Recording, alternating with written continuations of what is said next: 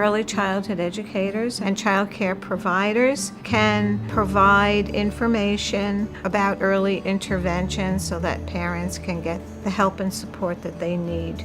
The Early Intervention Program provides evaluations to determine eligibility for services to children from birth to age 3.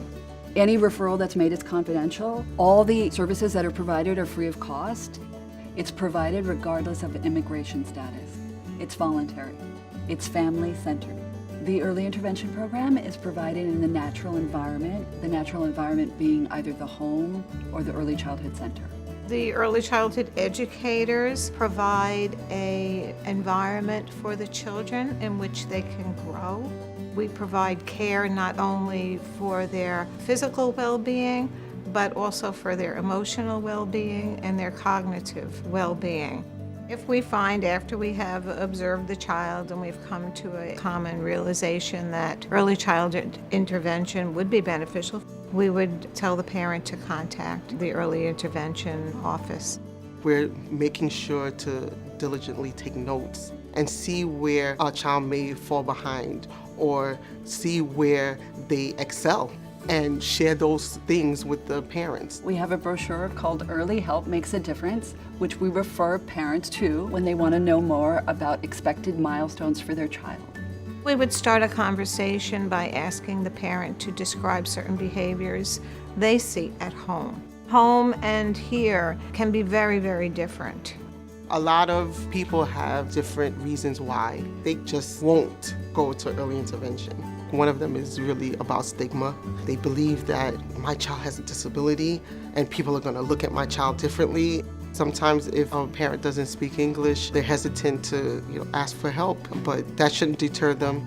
They have pamphlets that are translated. On the website, there's different languages that you can click on. In different cultures, they may have different ways of seeing how development is, and they're not really agreeing with what you're seeing as an educator. We can say with full support and understanding that your child needs an evaluation, but that doesn't mean that the parent is receiving it with the compassion and care immediately. Sometimes parents will say, "No, thank you," and walk out, and that needs to be completely respected.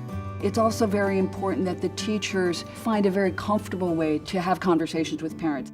I try to stay away from not parent-friendly vocabularies or descriptives about their child.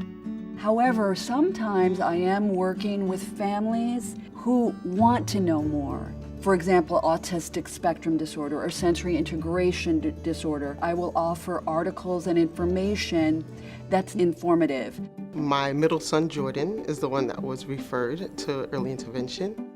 Jordan attended school here, right where I was working at Brooklyn College Early Childhood Center. When it was time for me to have my meeting, they had concerns about Jordan. Their concerns were that he was jumping onto other children, he was bumping into a lot of furniture, and they said to me, "You can try early intervention."